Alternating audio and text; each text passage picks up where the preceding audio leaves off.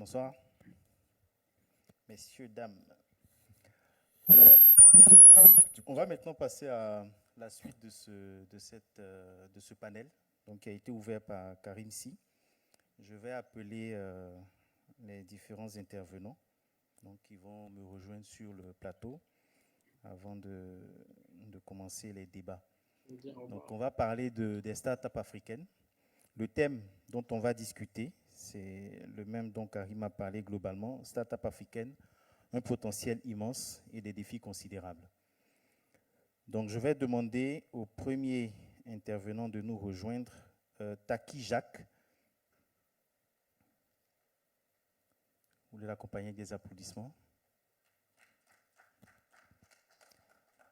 Donc, il est start-upper. Il va parler au nom des startups ivoiriennes en partageant son expérience. Je vais appeler Bakary Bola.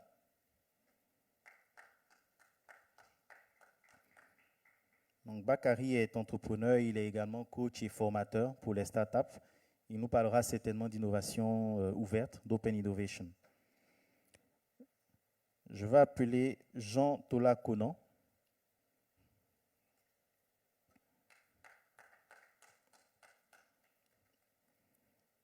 Donc, qui est banquier, mais surtout expert en nouvelles technologies et qui va nous parler aussi de l'écosystème des startups, de l'innovation. Je demande à Serge Auguste Kouakou de nous rejoindre.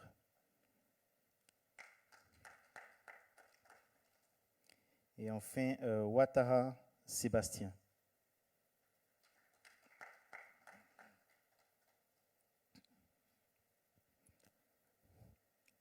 Alors, bienvenue, messieurs.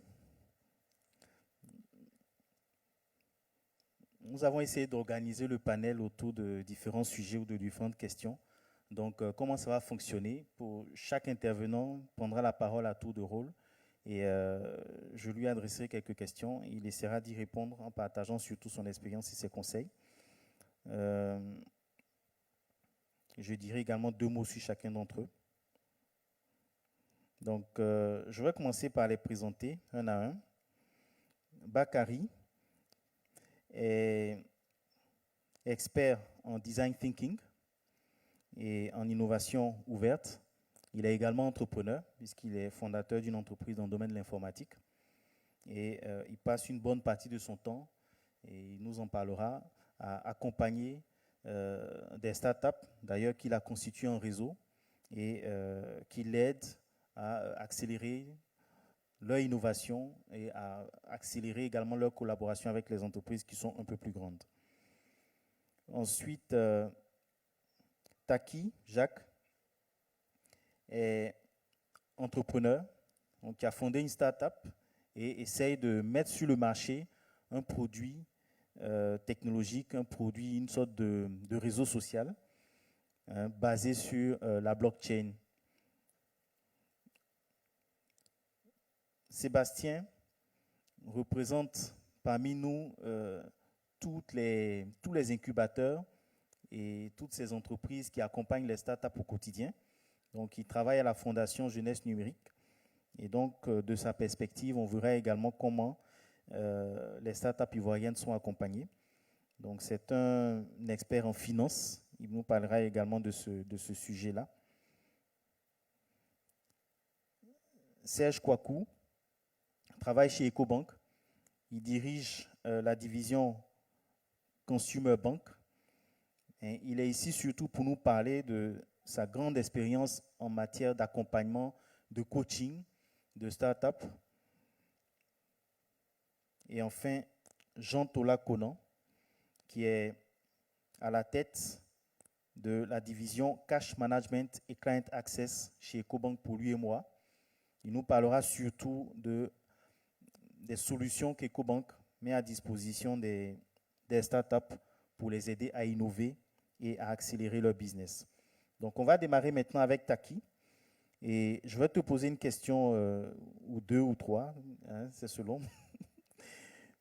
Est-ce que tu peux nous partager ton expérience de start-upper? On a dit que les startups africaines représentent un potentiel immense, mais font face à de nombreux défis.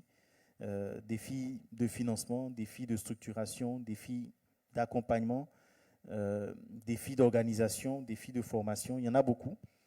Donc, on veut que tu nous plantes un peu le décor de ta perspective, de ta fenêtre d'entrepreneur, de start-upper qui essaye de lancer un produit qui se veut très innovant. Quelles sont les difficultés que tu rencontres et concrètement, comment tu essayes de les contourner, puisque ça fait maintenant 3 ans que ton entreprise existe. Donc, si tu peux nous dire un peu comment ça se passe. Merci. Merci, merci très cher. Merci au public et merci aux internautes qui nous suivent sur les réseaux sociaux. Je suis Taki Jacques, jeune entrepreneur dans le digital et nous tentons d'apporter une solution dans l'industrie musicale, une solution basée sur la technologie blockchain. Alors, pour notre petite expérience, il faut dire que lorsque tout a commencé, ça n'a pas commencé tout de suite avec la technologie blockchain. D'abord, il est important de préciser que moi-même, je suis passé par la musique et j'ai constaté bon nombre de difficultés au sein de ce milieu-là. Voilà. Difficultés concernant, comment dirais-je, la vente, la promotion, difficultés concernant la communication et tout ça. Bon, tu sors de cette expérience où ta carrière musicale n'a pas véritablement marché et tu relèves un bon nombre de problèmes. Alors, on s'est dit, on va tenter de remédier à ces problèmes. Sinon, au départ, on n'était pas entrepreneur dans le digital. Au départ, on était chanteur. Bien, comme solution, on réfléchit et on propose dans un premier temps un site internet où les personnes peuvent accéder au contenu musical pour, avec simplement les moyens mobiles, c'est-à-dire les mobile money.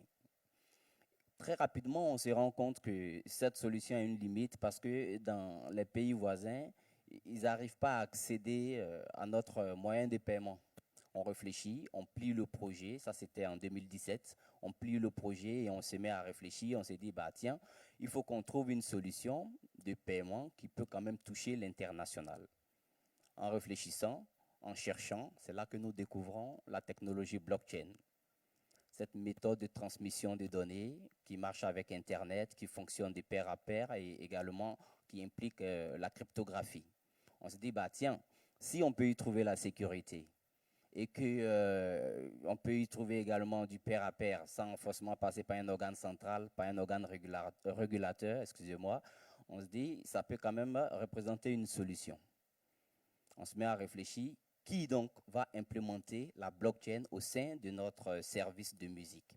Sachant que ici en Afrique, le terrain où nous opérons, déjà la pénétration d'Internet n'est pas aisée, l'accès, on l'a dit tout à l'heure, l'accès à Internet n'est pas vraiment aisé. Et comment on fait ça? Comment vous réussissez ça? D'abord, vous parlez de blockchain, donc nécessairement la monnaie que vous allez utiliser est une crypto-monnaie. Donc, comment vous faites pour que le public puisse adopter votre solution? Bon, ce qui m'amène à parler directement des problèmes que nous avons rencontrés sur le terrain les 3 dernières années. Problème numéro 1, c'est la compréhension du grand public. La compréhension du grand public, comment est-ce que le public comprend la technologie blockchain et comment est-ce que le public accepte la crypto-monnaie. Parce que je le dis tout de suite, pour remédier au problème des paiements, qui n'a pas fonctionné avec la première version, nous avons opté pour la crypto-monnaie et nous avons même généré Bitcoin, qui est notre crypto-monnaie. Alors, comment le public accepte cela? Nous y allons tout doucement parce que le boulot de l'éducation ne sera pas facile. Si jamais il n'y a pas grand appui avec les médias, ça ne sera pas facile. Alors nous, l'astuce, c'est qu'on ne parle même pas de crypto-monnaie tout court. On le parle d'unité BIS. Tu entres sur la plateforme, tu crédites ton portefeuille en unité BIS et tu utilises ces unités-là pour faire tes transactions, soit pour payer un abonnement streaming, soit pour contribuer à l'œuvre musicale d'un artiste, ou soit pour faire un transfert entre toi et une autre personne. Bon, avec l'expression unité BIS, ça passe plus facilement. Problème résolu. Deuxième problème qu'on rencontre sur le terrain, c'est le législateur. Vous ne pouvez pas parler de crypto et ajouter monnaie pendant qu'on sait que dans l'espace OADA, la seule et unique monnaie reconnue, c'est le franc CFA. Alors, d'où est-ce que vous sortez pour venir parler de crypto-monnaie et qu'on sait que la blockchain n'a pas encore été adoptée totalement ici? Alors, comment on fait cela? Pour répondre aux législateurs, nous y allons également tout doucement, comme on fait avec le premier groupe. On leur dit qu'il n'est nullement question de monnaie, il s'agit surtout de tokens d'authentification. Avec la technologie blockchain, nous bénéficions d'une sécurité et nous bénéficions de la rapidité dans les transactions. Alors, on utilisera toujours le franc CFA, certes, mais au sein de notre plateforme, la monnaie qui sera utilisée pour les transactions, ça sera Bitcoin. N'empêche qu'on utilise les francs CFA pour accéder, enfin pour créditer le portefeuille en Bitcoin. Donc voilà, on retire dans l'esprit du législateur, je ne sais pas si ça marche vraiment, on retire dans leur esprit crypto-monnaie et on parle plutôt de token d'authentification.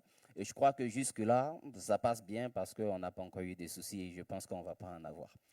Troisième problème, c'est le problème d'accompagnement. Le problème d'accompagnement, donc accompagnement en ressources humaines, vous êtes une start-up, vous n'avez pas grand moyen, vous n'avez pas comment dire ça, de notoriété. Comment vous faites pour vous faire accompagner de techniciens, d'ingénieurs pour implémenter vos différentes solutions? Il y a ce problème-là. Et il y a également l'accompagnement financier, parce qu'aujourd'hui, quand tu demandes à être accompagné, surtout financièrement, celui qui va t'accompagner veut d'abord que dans un premier temps, tu lui montres tes relevés où tu as fait du chiffre. Voilà, c'est-à-dire, est-ce que vous faites du chiffre? Est-ce que vous gagnez déjà quelque chose? Si vous gagnez quelque chose, ben, il est volontiers pour contribuer afin d'accroître vos chiffres. Mais si vous avez une idée innovante, ça je parle des réalités des startups, hein, parce qu'on a quand même fait le tour. Si vous avez une idée innovante, quelle que soit l'innovation, c'est difficile de vous faire accompagner quand il n'y a pas de chiffres dans votre PowerPoint. Voilà. Donc, ce sont les réalités que nous rencontrons. Nous, pour pallier à ce problème, qu'est-ce qu'on fait? On prend donc la crypto-monnaie Bitcoin que nous avons générée et on dit au grand public, voici une valeur numérique qui sera utilisée sur notre réseau social. Si aujourd'hui, vous injectez un tout petit montant dans cette valeur numérique en prenant une petite quantité, demain, à l'utilisation de cette valeur numérique Bitcoin, bien entendu, sur les marchés de tokens, ce qu'on appelait les token markets, les marchés de capitalisation de crypto-monnaies, lorsque cette valeur numérique augmentera en valeur, c'est-à-dire ira à la hausse, vous qui avez acheté à 25 francs la pièce aujourd'hui, il est fort possible que vous vous retrouvez avec un wallet qui vous fera du profit, c'est-à-dire un wallet avec beaucoup plus de marge, avec un grand bénéfice. Et c'est donc comme ça que certains ont cru à l'innovation, ont pris des tokens Bitcoin et nous ont permis de pousser le projet jusqu'à 3 ans. Et là, on s'apprête maintenant à faire l'ouverture sur le marché, c'est-à-dire entrer en production en fin de cette année. Donc, voici en résumé, très rapidement, comme nous n'avons pas le temps, les quelques problèmes que nous avons rencontrés dans notre petite expérience et en même temps, comme on a tenté d'apporter une solution. Peut-être avec les questions et réponses, on pourra approfondir. Merci. Merci beaucoup, Taki. Donc, ce qu'on peut retenir rapidement, c'est que l'un des problèmes majeurs, c'est l'éducation du marché par rapport au caractère innovant du produit. Il y a également le problème de la régulation. Peut-être qu'on pourra en parler également plus tard avec les questions. Et enfin, la capacité à générer du revenu assez rapidement pour pouvoir continuer à exister et poursuivre la maturation du projet. Il a parlé également rapidement de l'encadrement, donc qui peut également faire défaut et manquer pour pouvoir avancer. Donc on va passer au deuxième intervenant. Si vous avez des questions pour Taki, vous pourrez les noter, on y reviendra après. Bakary, donc on sait que tu nous as beaucoup parlé d'open innovation pendant la préparation du panel. On aimerait que tu nous expliques comment, à ton avis, les startups peuvent profiter de cette approche pour se développer davantage et comment les entreprises, dont certaines nous écoutent, peuvent aussi profiter de cette approche de co-création avec les startups pour elles-mêmes devenir plus innovantes et évoluer dans ce marché de plus en plus digital. Okay. Merci Gérard. Je me présente, Bola Bakary, je suis entrepreneur et je travaille en ce moment comme consultant Fab Manager sur un projet à Yopougon où il s'agit en fait de travailler pour sortir l'innovation des projets des jeunes de cette commune-là et de partager en fait ces projets d'innovation avec des industriels, des grandes entreprises qui peuvent capitaliser là-dessus. Et dans ce cadre-là, nous avons eu récemment une expérience avec un groupe que je dois citer, le groupe SIFCA, ivoirien. Et le groupe, en fait, lorsque la crise de Covid a commencé en mars, ce groupe-là a 15 unités villageoises. C'est-à-dire qu'elle a plusieurs usines, 15 usines en Côte d'Ivoire. Et autour de ces usines-là, il y a des villages. Donc, c'est des villages qui sont composés des logements des travailleurs et d'autres personnes, en fait, qui ne sont pas forcément des travailleurs, mais c'est des villages qui sont créés. Et ce qu'elle craignait, en fait, c'est que, vu qu'on ne savait pas l'ampleur que le Covid allait prendre, c'était comment est-ce qu'on pouvait déjà mettre en place une solution de prévention pour déjà inculquer à ces populations rurales et déjà les bonnes pratiques. Mais au-delà, comment est-ce que mettre à disposition tout ce qui est dispositif de protection, c'est-à-dire des masques, des gels, du savon liquide, surtout qu'ils sont dans des régions très reculées, comme par exemple à la frontière du Libéria, il y a carrément un village là-bas qui fait frontière Côte d'Ivoire-Libéria, et ce sont des réalités qui étaient pour eux compliquées. Nous, en fait, lorsqu'on a entendu parler de cette préoccupation, parce qu'une préoccupation était émise, on a travaillé là-dessus et on s'est dit, écoutez, on connaît localement des TPE, des très petites entreprises, qui ont des petites unités qui fabriquent du savon, du gel et des masques.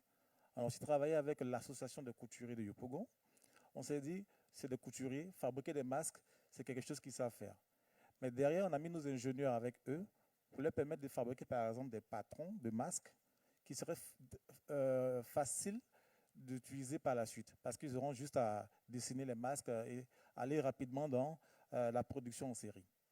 Et après avoir formé ces associations et collaboré déjà avec les fabricants de savon et de gel, qui sont des fabricants qui travaillent chez eux à la maison, on leur a dit, écoutez, ce que nous on fait avec vous, c'est que cette crise est dangereuse et on ne sait pas où on va. Ce qu'on vous demande, c'est que mettez votre innovation, votre savoir-faire à la disposition de ces populations-là. Vous gagnerez déjà en networking, vous gagnerez aussi de l'argent, bien sûr, parce que ce seront des prestations que vous allez donner. Mais derrière, pensez à la sécurité et pensons encore plus à des activités génératrices de revenus. Parce qu'avec le Covid, on ignore qu'est-ce qui va se passer, mais il risque d'avoir beaucoup d'emplois beaucoup d'entreprises qui vont fermer et d'emplois qui seront perdus.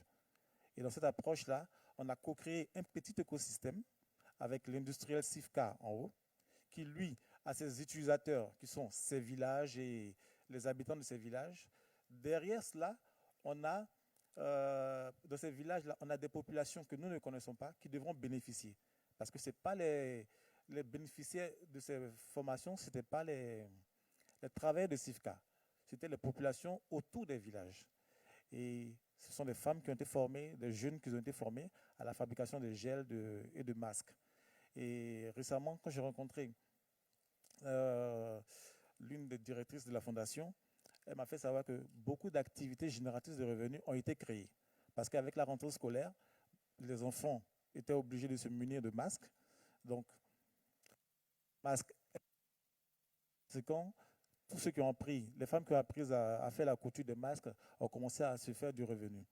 Derrière, il y a aussi que les écoles et les entreprises à côté, comme SIFCA même, ces usines ont besoin de gel, de masques et qui prennent cela avec ces populations qui fabriquent. Pour nous, en fait, on est en train de repenser des modèles qui pourraient être l'innovation et l'agilité des startups qui pourraient être remises à la disposition des industriels qui, eux, ont déjà leur spécialité, savent faire bien ce que savent faire. Certes, ils ont des R&D, des services marketing pour retravailler sur des produits, mais il y a beaucoup de solutions qui touchent directement les utilisateurs finaux qui ne penseront pas toujours. Donc nous voulons juste devenir ce tiers de confiance-là qui récupère les savoirs et les redistribue de part et d'autre. On récupère aussi, bien sûr, on est payé autour parce qu'on fait de la coordination du projet, la gestion du projet, et on est bien sûr rémunéré pour ça. Mais ce qu'on veut dire, c'est que pour nous, euh, il y a beaucoup de potentiel au niveau des startups, mais qui restent non utilisés. Et je vous dis, par exemple, j'ai rencontré récemment le président des inventeurs de Côte d'Ivoire. Nous avons beaucoup d'inventions dans différents domaines, mais qui sont inexploitées. C'est-à-dire que ces innovations, ces inventions, ces innovations, parce qu'elles ne trouvent pas de marché. Ça veut dire quoi? Ça veut dire qu'elles seront juste quelque chose de superbement bien conçu, qui fonctionne bien, mais elles ne trouvent pas en fait un marché qui pourra l'utiliser, l'exploiter à fond et voir en fait ses usages changer. Et c'est vraiment une triste réalité. Et nous travaillons au fur et à mesure dans ce sens-là. Il y a quelques industries qui ont bien voulu nous ouvrir quelque peu, euh, nous présenter les problématiques pour que, avec des porteurs de projets innovants, on puisse travailler sur ces projets-là et répondre à ces problématiques. Donc voilà comment est-ce que nous essayons de travailler pour répondre à ce besoin d'innovation des industries et aussi à ce besoin d'accès au marché de ces jeunes entreprises. Voilà, merci. Merci Bakary. Il a mis le doigt sur j'ai envie de dire une approche assez intéressante pour résoudre justement ce problème de potentiel non exploité des startups qui consisterait justement à les mettre en relation ou à les mettre en contact avec des entreprises qui elles, peuvent accéder à des marchés mais qui ont parfois du mal à innover. Et cette manière de travailler ensemble peut donner justement des très bons résultats et permet de créer de la valeur, comme il a expliqué dans l'exemple qu'il a mentionné. Alors, ça nous sert également de transition, pardon, pour, passer à l'intervenant suivant, Jean-Tola Conan. Vous travaillez dans une, bon, on peut se tutoyer, tu travailles dans une grande entreprise, dans une grande banque, et comme beaucoup de grandes entreprises, il y a beaucoup d'initiatives justement qui visent à exploiter, profiter ou mettre surtout à disposition des startups, des services, des plateformes qui, ou même de l'accompagnement qui peuvent leur permettre ou qui pourraient leur permettre de grandir, d'innover plus vite et d'accéder à des marchés. Donc, ce qu'on aimerait, c'est que tu nous expliques, dans votre cas, quelques exemples des actions que vous menez ou des initiatives que vous prenez justement pour pousser les startups et les booster. Ok, merci, merci Gérard. Alors, je travaille pour un groupe qui s'appelle EcoBank, qui a décidé de se positionner réellement comme étant un acteur majeur dans la transformation digitale. Nous y sommes, il ne faut pas se le cacher. Et cette banque a décidé d'investir énormément dans cette transformation digitale, de sorte à ce que les entreprises et les particuliers qui sont nos clients puissent en profiter pour, si vous voulez, améliorer leur propre business, optimiser leur cash flow, de sorte à ce que la technologie soit un levier de développement. Et les fintech et les startups font partie intégrante de ce que nous voulons faire parce qu'on ne peut pas réussir une transformation digitale sans écosystème. D'accord. Donc, les innovateurs, les fintech, les startups servent à vraiment venir avec des solutions qui permettent justement à ces entreprises-là de résoudre des problèmes très importants pour eux ou bien des problèmes très, très, très sérieux de la société. Et dans cet écosystème, il faut aussi retenir qu'à des moments, il faut payer de l'argent parce que les entreprises et les startups qui travaillent dedans ce sont quand même des entreprises qui ont besoin de pouvoir collecter leurs fonds et puis aussi de faire des paiements. Et nous sommes là pour fournir des solutions digitales à ces entreprises et à ces startups. Donc, le premier niveau de support ou bien d'activité que nous menons pour aider ces startups à participer à l'écosystème que nous voulons créer, c'est qu'on s'ouvre à eux de sorte à ce que nos solutions digitales soient disponibles pour ces startups. Ça, c'est le premier niveau.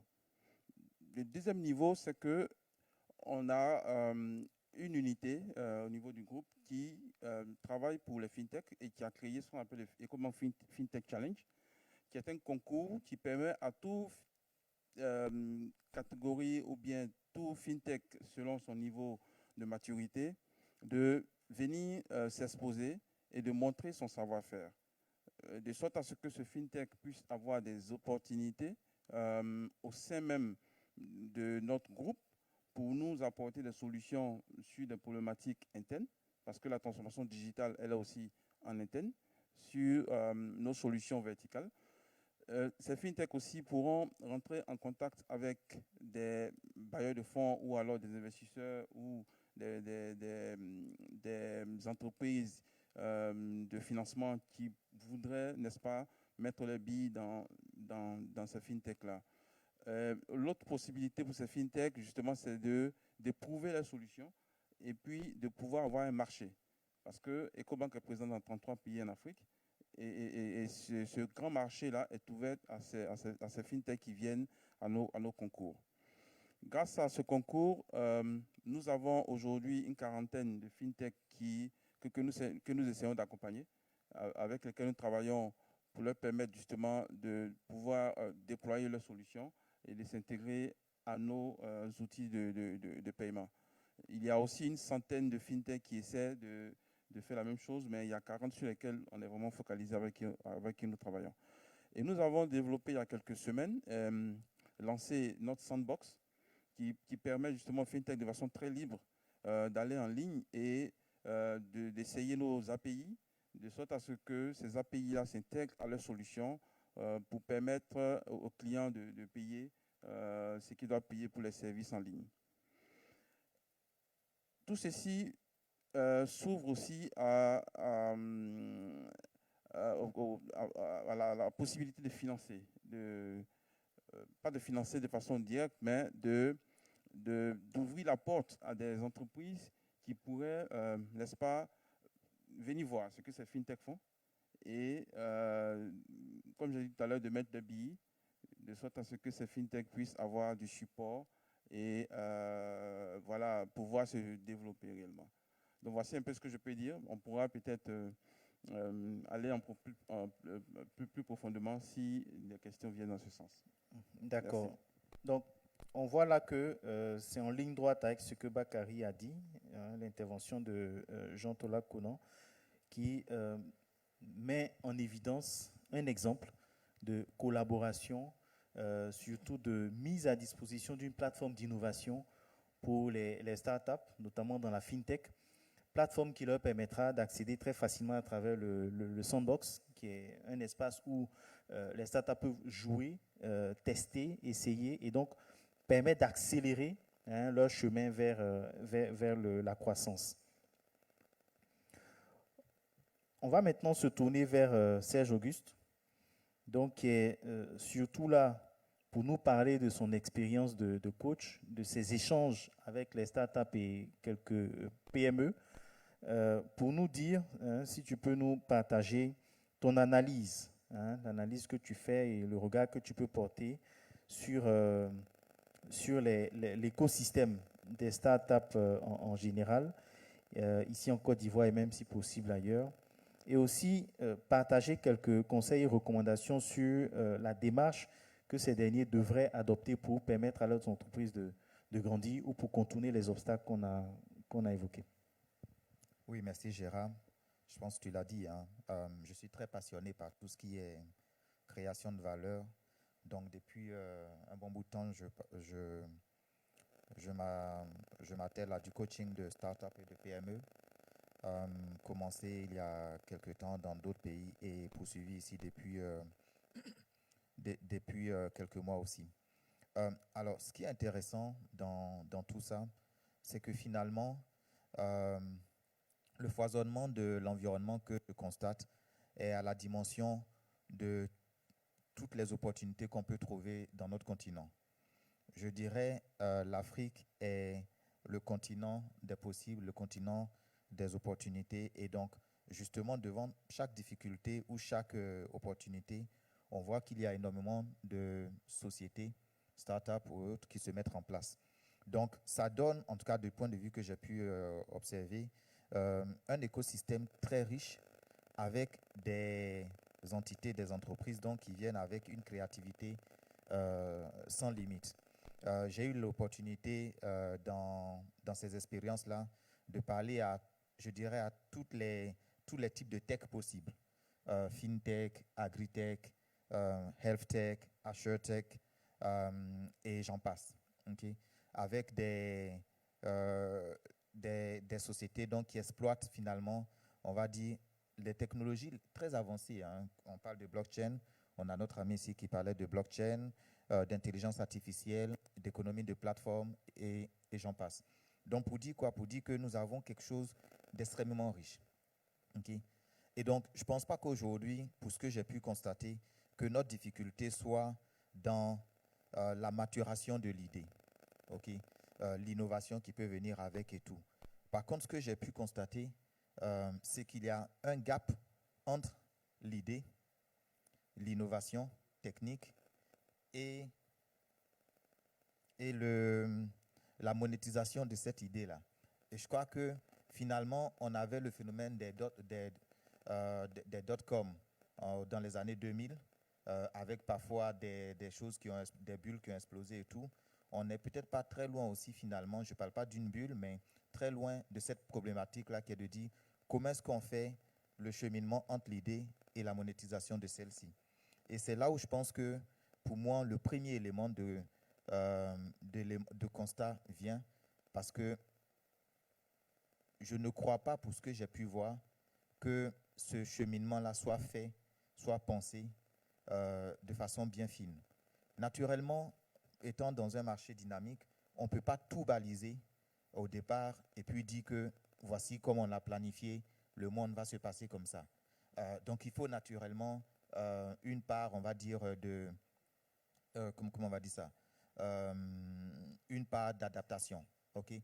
En revanche, ce n'est pas une aventure qu'on peut faire sans y réfléchir. Et je pense que là, un des éléments que j'ai pu constater pour l'ensemble des PME startups que j'ai pu coacher vient certainement du fait qu'il y a des compétences, mais il n'y a pas la complémentarité de compétences. Okay? Qu'est-ce que je veux dire? Je veux dire que les créateurs, les porteurs de projets sont très spécialisés, sont très forts dans un secteur. Okay? Ça peut être parfois des aspects techniques et autres. Et peut-être, s'ils ont des partenaires, s'ils ont des associés, c'est on va dire des domaines qui sont connexes. Et donc, portent un projet et il n'y a pas cette pluralité de vues qui permet finalement de se poser les bonnes questions. Okay? Ça, c'est un autre élément. Et quand bien même il y aurait ça, je pense que finalement, quand on regarde en fait les grandes entreprises qui sont là, on voit bien qu'il y a une gouvernance qui est mise en place, okay? Jusqu'à aller pour les sociétés anonymes à des conseils d'administration. Finalement, ce n'est pas de la lourdeur administrative, c'est autant d'éléments qui permettent de cadrer les choses, d'apporter des perspectives nouvelles et de pouvoir avancer. Et peut-être que finalement, dans leur forme aujourd'hui, avec la façon dont elles opèrent, les entités n'ayant pas ce type de gouvernance, on se retrouve à parfois être tellement enfermé dans la problématique qu'on voit, ne pas avoir la big picture et perdre de vue finalement ces autres éléments-là qui peuvent nous permettre d'avancer. Et on sait tous que l'aventure de la création d'entreprise n'est pas une aventure simple. On peut avoir des moments de haut et de bas, des moments de doute, et justement d'avoir ces éléments-là permettent de pouvoir avancer tranquillement. Donc pour moi, c'est en fait ça que je note déjà, et c'est peut-être pour ça que ce que je peux dire aujourd'hui, c'est que je constate qu'il y a un environnement autour qui se met en place et qui s'organise aussi vite qu'il peut. On a de plus en plus d'entités de concours qui sont faits pour détecter des idées. On a énormément de structures qui existent. On a tout à l'heure notre ami qui parlera de ce que les incubateurs font, mais aujourd'hui, il y a des incubateurs, des accélérateurs, des Fab Labs. Vous avez même des espaces de coworking et autres qui sont autant de choses qui se mettent là en place pour apporter un cadre. Et on peut peut-être ouvrir le débat, mais je pense aussi qu'il y a aujourd'hui dans nos environnements des structures de capital risqueur et de business angel qui existent, dont il faudra parler Encore faut-il que, et c'est un autre point aussi que je vais aborder, que les créateurs et les porteurs de ces projets-là croient parfois plus en leur projet qu'ils ne veulent que d'autres n'y croient. Qu'est-ce que je veux dire par là? Est-ce que notre projet est suffisamment bien structuré, suffisamment bien pensé, avec un business plan tellement bien ficelé qu'on est capable de dire voici ce dont j'ai besoin, voici ce dont j'ai besoin, etc. Et qu'on est capable soi-même de mettre quelque chose sur la table et aussi de pouvoir lever du financement auprès de proches qui sont les premiers à croire à notre capacité. Et une fois que ça c'est fait, on peut après, petit à petit, mettre soit les business angels, les capital risqueurs et tout ça. Et ça, je pense que faire ça montre aussi qu'on a passé un cap. Parce que bon nombre d'entités que j'ai pu voir sont dans une logique de dire je veux être très grand dans quelque chose qui est petit, que finalement d'accepter d'être moyen ou petit dans quelque chose qui est immense. Et je pense que si on arrive à faire ça et qu'on passe ce cap-là aussi, ça va permettre de passer, de faire aboutir un peu plus les projets. Donc, pour finir,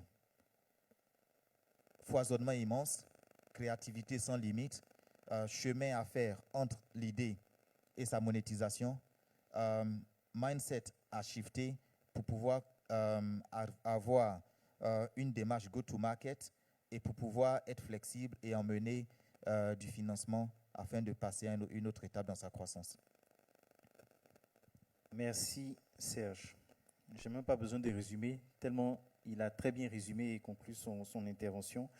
On va passer à Sébastien Ouattara, qui sera le dernier intervenant de ce panel. Je l'ai dit, on l'a dit pour le chahuter, il a la lourde responsabilité de représenter tous les incubateurs, les Fab Labs et tous ceux qui travaillent au quotidien avec les startups et qui les font. Je pense qu'on ne peut pas parler d'écosystème de startups, d'un développement d'écosystème de startups sans parler de ces entités-là. Sébastien travaille pour un incubateur qui est très particulier, parce que c'est le premier incubateur ou le seul incubateur étatique qui existe en Côte d'Ivoire. Donc, tu vas nous expliquer, s'il te plaît, déjà, dans les directives, on a parlé de cadre institutionnel. On aimerait que tu nous dises quand même où on en est avec ce point aujourd'hui en matière de start-up ou de PME. Mais ensuite, pour ne pas que je reprenne la parole après, on aimerait que tu nous expliques comment vous fonctionnez. Qu'est-ce que vous faites pour permettre justement aux startups de grandir, de se structurer et puis d'émerger éventuellement. Et enfin, que tu nous dises deux mots précisément sur la manière dont les startups peuvent accéder à l'argent qu'il leur faut, donc l'aspect financement des startups, parce que tu es un expert en finance. Merci. Ok, donc, merci Gérard pour cette lourde responsabilité de représenter tous les incubateurs donc, de Côte d'Ivoire. Donc, je me présente, donc, je suis Sébastien Ouattara, DAF de la Fondation Jeunesse Numérique. Donc, comme Gérard l'a dit, on est le seul incubateur donc, public en Côte d'Ivoire. Donc, alors, pour commencer mon propos, je vais parler d'abord du cadre réglementaire. Alors, effectivement, il y a à peu près 2 ans, la Fondation et l'ensemble donc, des acteurs de l'écosystème de l'économie numérique ont fait un constat. Il y avait un problème au niveau de la définition même de ce qu'est une start-up. Est-ce une TPE? Est-ce une PME? Est-ce une entreprise individuelle? Donc, tout le monde était un petit peu perdu dans cette définition-là. Et donc, on s'est rendu compte qu'il y avait un certain vide juridique donc, en ce qui concerne donc, les start-up. Donc, on a commencé la réflexion et une loi a été élaborée qu'on a appelée la loi start-up donc, pour essayer d'encadrer donc, juridiquement, légalement et on peut dire même étatiquement donc, les start-up ivoiriennes. Donc la loi a été soumise donc, à notre tutelle, donc le ministère de l'économie numérique et de la Poste, et donc est en cours d'approbation. Voilà, donc en ce qui concerne le cadre réglementaire.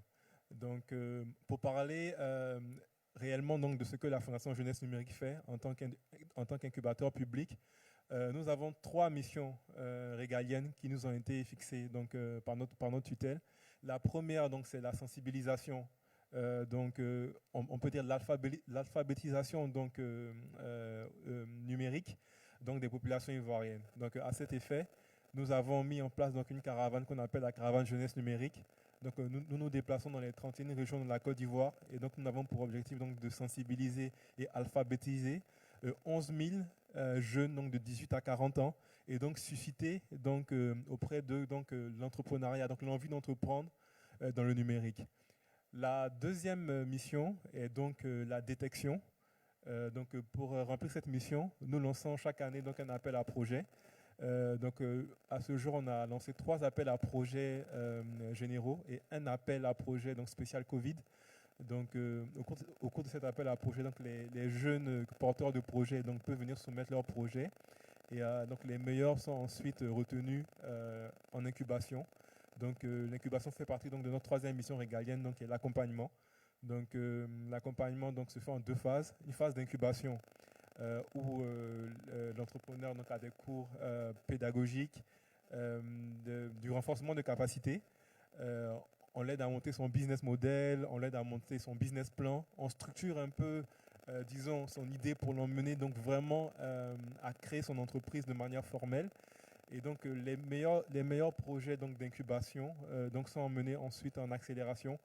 En accélération, c'est assez particulier parce qu'à ce moment-là, on fait des mises en relation stratégiques et on accompagne vraiment la start-up vers son premier marché qui est très important. Et donc pour cela, on a mis en place un système donc il y a à peu près 2 ans de prêt d'honneur, donc où on prête en fait à taux zéro donc, aux startups, donc on finance leur premier bon de commande, donc pour pouvoir les aider donc à rentrer dans la vie active à proprement parler.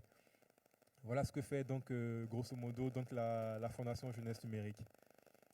Donc ensuite, pour aborder la partie financement, je pense que je vais commencer mon propos par un petit conseil, disons au niveau des startups. Parce qu'on a observé depuis à peu près 4 ans qu'on existe que beaucoup de startups ivoiriennes, pour ne pas dire même africaines, sont des startups à concours. C'est-à-dire qu'un jeune se dit, je crée ma startup, je vais participer à des concours d'incubateurs publics ou d'incubateurs privés, je gagne un prix, je gagne de l'argent. Donc les startups vont de concours en concours, de concours en concours, de concours en concours. Ils gagnent, c'est vrai, des petites sommes d'argent et ils ne se contentent uniquement que de ça. Donc vous prenez une startup qui est créée peut-être en 2016, vous venez en 2020, ils n'ont pas avancé au niveau de leur business model. Donc c'est important de dire aux jeunes qui veulent créer leur startup qu'on ne crée pas une startup pour lever des fonds. On crée une startup pour faire de l'innovation et donc structurer son business model donc, pour arriver un jour à être une PME, une grande entreprise. Donc en ce qui concerne les financements, je pense qu'on peut les ranger en 3 grands groupes.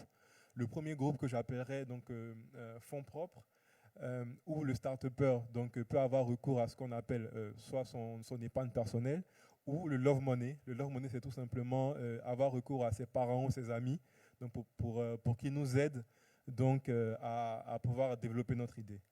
Donc ensuite, le deuxième bloc, disons, ce sont les financements extérieurs qui sont soit des subventions, elles peuvent être étatiques ou elles peuvent être donc d'organismes privés qui sont généralement étrangers. Ensuite, additionnellement à ces financements-là, nous avons également ce qu'on appelle les capital risqueurs. Donc, ils font des investissements en capital. Donc, dans les startups, donc la startup ouvre son capital au capital risqueur. Donc, ils prennent des parts et donc qui les aident à donc se développer. Et enfin, le troisième gros bloc donc, de financement, qui pour moi est le plus important par rapport à la taille donc, des startups africaines, c'est pour moi le financement par le chiffre d'affaires. Alors, je m'explique. La startup qui débute et qui a déjà son prototype, qui arrive à avoir un premier client, cela lui permet en fait d'avoir de la trésorerie. Donc, de pouvoir ensuite avoir accès donc, au financement classique, donc au financement bancaire classique, pourquoi pas un financement en bon de commande, de l'achat.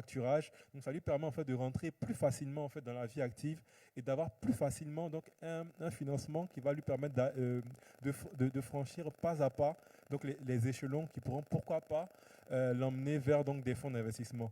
Parce que ce qu'on a observé au niveau de la Fondation Jeunesse Numérique, c'est que la plupart des startups africaines ont une taille vraiment très réduite, donc qui ne leur permet pas en fait d'avoir accès donc aux fonds d'investissement. Donc c'est important de leur faire passer ce palier-là par un financement structuré, en commençant par le premier client, financement des bonnes commandes, de la facturage, des prêts bancaires et ensuite arriver donc à ce qu'on pourrait appeler donc des investissements capital de gros groupes. Voilà. Merci. Donc, on a ainsi terminé les interventions. Sébastien nous a assez clairement, je pense, expliqué comment cet incubateur étatique fonctionne. Donc, la Fondation Jeunesse Numérique, je pense que c'est à peu près la même chose pour la plupart des incubateurs et des accélérateurs. Il y a toute une phase de préparation, de détection et ensuite d'incubation pour aider au final ces entreprises à fort potentiel, ces entreprises innovantes, à rentrer dans le marché et démarrer effectivement leurs activités. Il a également répondu à certaines problématiques posées par Serge, notamment le changement d'état d'esprit ou de mentalité pour que le start-upper accepte à un moment donné de s'ouvrir en termes de capital pour partager le risque et avoir une chance d'atteindre un certain niveau de maturité et de croissance. Il a aussi parlé du problème particulier des concours qui nous préoccupe tous. Hein. Je pense qu'il n'y a pas 2 jours, on en discutait entre amis. Le concours est devenu un vrai phénomène ici où vous pouvez retrouver une entreprise dite start-up 4 ans après avoir gagné plusieurs concours, mais sans au final être capable de présenter un portefeuille de clients, de présenter un chiffre d'affaires, de présenter un bilan, alors qu'elle existe depuis 4 ans et qu'elle ne fait que glaner des chiffres avec des pitchs bien préparés. Donc, il l'a présenté comme un conseil pour dire qu'il faut surtout ne pas oublier de travailler. Donc, c'est parce que vous allez travailler votre projet, le mûrir, apprendre que vous finirez par transformer votre start-up en grande entreprise parce que c'est la finalité des start-up. Donc, s'il y a des questions, on va les prendre. Applaudissements pour nos intervenants, s'il vous plaît. Merci. Je sais qu'en ligne, on a beaucoup d'applaudissements digitaux. Exactement. Alors moi, j'ai une question qui vient de la plateforme directement. Elle est assez ouverte, en fait. Hein. Quelles sont les politiques que nos gouvernements africains peuvent mettre en place pour un bon accompagnement de nos startups, de l'idée à la commercialisation des produits d'une startup? C'est une question de Romuald Bonkungu. D'accord, donc je vais répondre en premier lieu à la question. Je pense qu'au jour d'aujourd'hui, les gouvernements africains devraient mettre en place des systèmes de subventions publiques ou étatiques, un peu comme ce qui se fait donc, en France avec BPI. C'est-à-dire qu'au jour d'aujourd'hui, demander à une start-up d'aller lever des fonds et ensuite devoir rembourser avec les taux d'intérêt que ça implique, c'est assez difficile parce que le marché africain est assez fermé. Une start-up aujourd'hui, pour avoir accès ne serait-ce qu'à un marché, c'est un parcours du combattant. Donc je pense qu'au jour d'aujourd'hui, les États devraient mettre en place plus de subventions donc pour venir en aide aux start-up, pour pouvoir les aider donc, à maturer leur business model et donc à avoir accès à leur premier marché. Pardon. Voilà. Juste pour compléter cette réponse, il faut aussi que peut-être les États favorisent l'accès aux startups pour la résolution des problèmes de la société. Quand je dis ça, ça veut dire qu'il faut créer des cadres réglementaires pour dire, par exemple, il est interdit de faire telle chose, de faire des procédures publiques de façon non digitale. Okay? Pour dire, par exemple, si je veux un extrait de naissance, ce qu'il faut faire, c'est ne pas voyager, mais le faire en ligne, par exemple. Donc, cela donnera du vivier aux startups pour pouvoir avoir du business avec le gouvernement et aussi avoir des ressources puisque il y aura une grande population qui est demandeur de ces services publics. Okay? On voit des gens qui font des voyages à l'intérieur du pays pour aller faire une demande de casier judiciaire parce qu'on est né à Korogo ou on est né à Gagnoa, alors qu'il est tout à fait possible de faire cette demande en ligne si tout est dématérialisé. Donc, la transformation digitale des services publics permettra aux startups d'avoir des marchés et aussi d'avoir du financement sur justement leurs revenus, d'autant plus que c'est des demandes qui se font tous les jours. Voici un peu ce que l'État aussi pourrait faire. Merci. Moi, je veux compléter pour dire qu'il y a aussi un aspect réglementaire qu'il faut revoir, c'est dans la création de l'entreprise.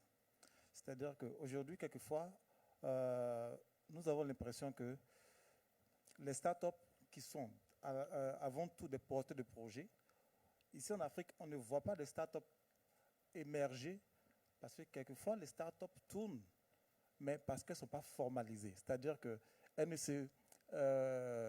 ne passent pas aux impôts pour se déclarer, etc. Mais elles fonctionnent sous une autre forme. Donc là, je ne sais vraiment pas quel nom donner à cela. C'est-à-dire que moi, j'ai vu une chose au Maroc qui fonctionne assez bien. Je prends ici les gens qui sont au Maroc.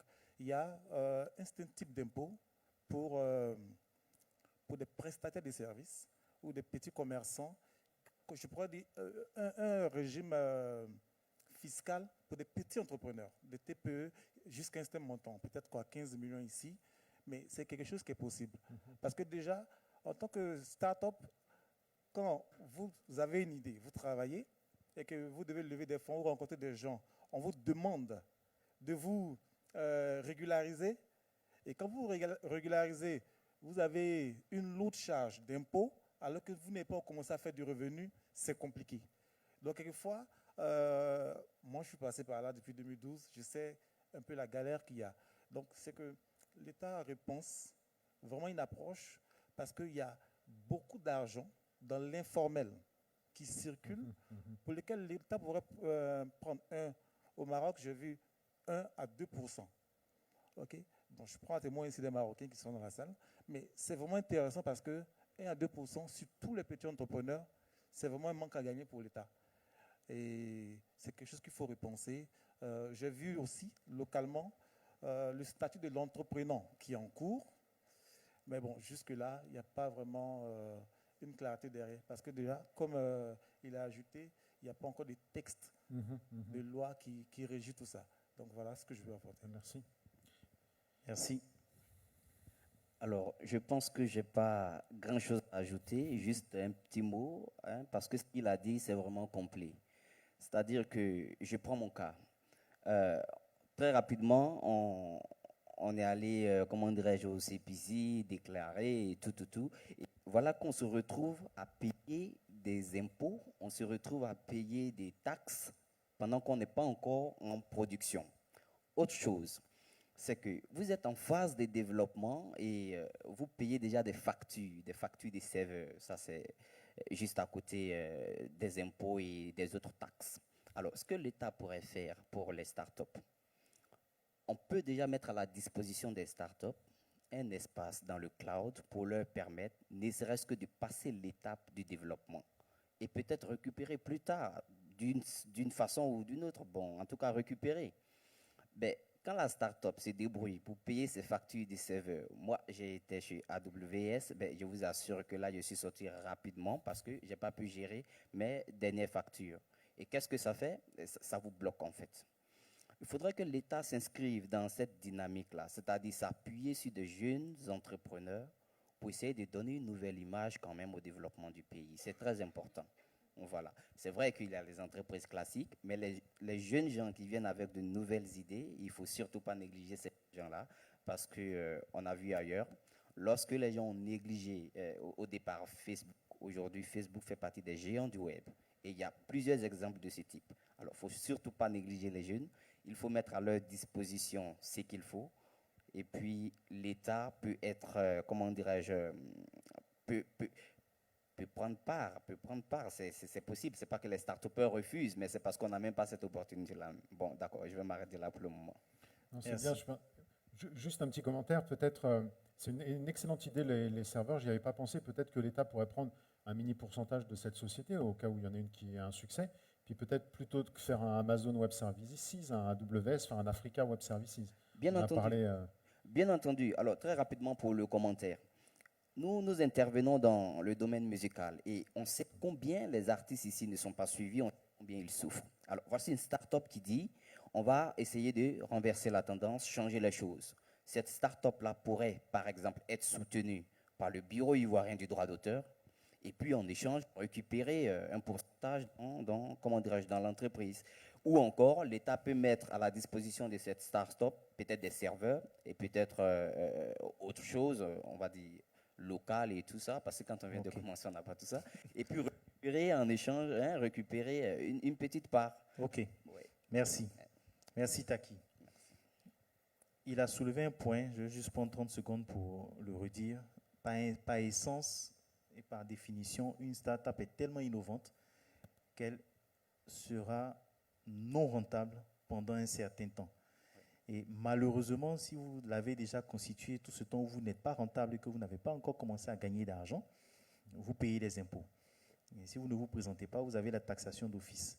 Et là, il faut vraiment, vraiment, vraiment que l'État pense à ce problème, parce que sinon, la plupart de ces startups n'existeront même pas, parce que ça fait partie de leur essence de ne pas gagner l'argent dans leur début. Voilà, merci. Merci Monsieur Conan, merci à tous nos panélistes, merci pour votre participation, d'avoir pu échanger avec des startups et de partager votre expérience. Je pense qu'on peut les applaudir. Merci beaucoup. Merci.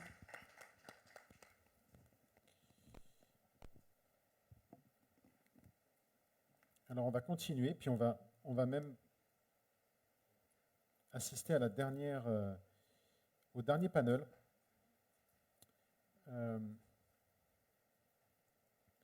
L'idée, on en a parlé un petit peu aussi durant ces 2 jours. On a parlé de la capacité de l'Afrique à former des jeunes dans le digital. On a parlé de politique du digital. Et en fait, comment on arrive à fédérer au sein d'une administration une politique numérique. Souvent, elle passe par un directeur des services d'information. Donc j'aimerais appeler pour discuter plus en profondeur du e-gov et du rôle du DSI dans la transformation numérique, Ludovic Morinière, que vous connaissez maintenant, qui va modérer cette session. Il est toujours directeur de l'Afrique